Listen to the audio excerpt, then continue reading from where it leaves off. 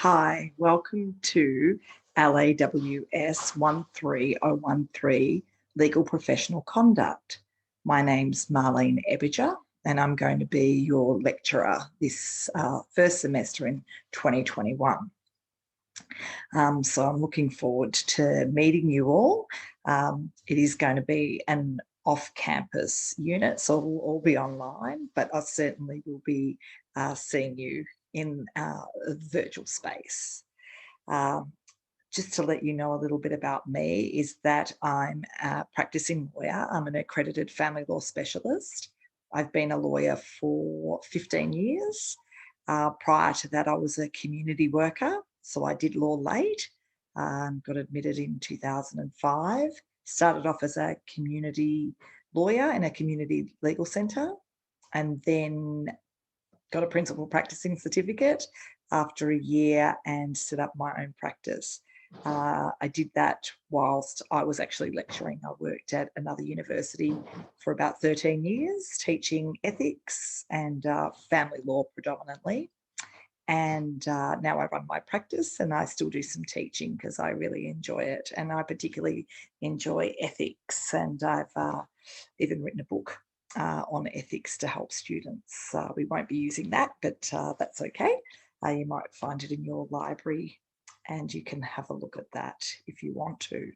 So really, what's this whole legal professional conduct about? It's really about our duties as lawyers. So once you've finished this degree and then you do your practical legal training program, then you get admitted, you'll be known as an Australian lawyer, and you will owe lots of duties to everybody, to the law, the courts, your fellow practitioners and clients.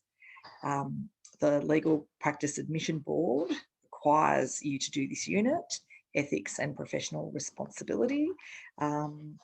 And then once you're admitted, each year you need to gain a professional development point for ethics and professional responsibility. So it's something that you'll continue to do throughout your year. So this is a really good starting point. What are we going to look at? We're going to look at the legislation and the rules that regulate our profession and also our personal conduct. So not only just what we do in our work, but if anything we do in our private life is questionable, and reflects poorly on our fitness to continue to practice, then we can find ourselves in some trouble. What I really like about ethics are all the stories about lawyers that really get it wrong. Sometimes there's been some judicial officers who've also got it wrong. So we learn from their mistakes and the things that we're going to learn about, so we ensure that you and I never do that in our careers. We're going to do a bit of a comparison between what happens in Australia and what happens in the United States. And you're going to get an opportunity to do some research and present on an ethical issue that's going to be presented to me and to your peers. And that's quite an exciting task. I'm really looking forward to seeing what you come up with. And we're also going to look at client interviewing and the ethical issues that might come about from that, and a little bit around trust money. So trust money is money that you would hold on behalf of a client. If you're allowed to hold trust money, there's practicing certificates that allow you to do that and others that don't.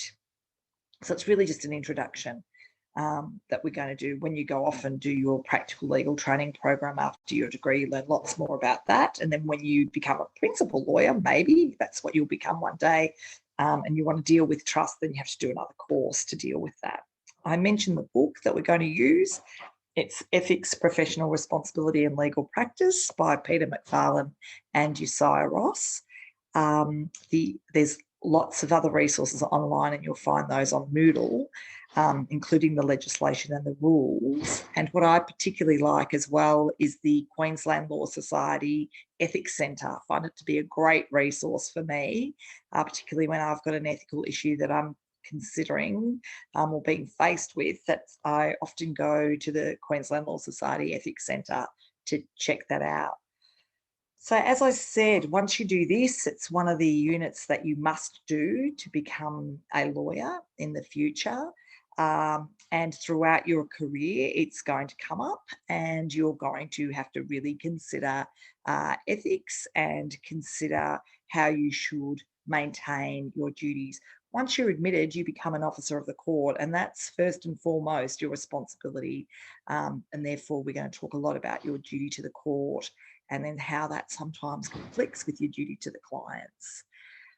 So that's who I am, and looking forward to meeting you and seeing you throughout this unit.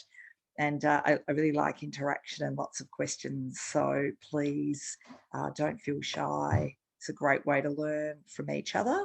And I look forward to seeing you throughout the semester. Okay, thanks. Bye.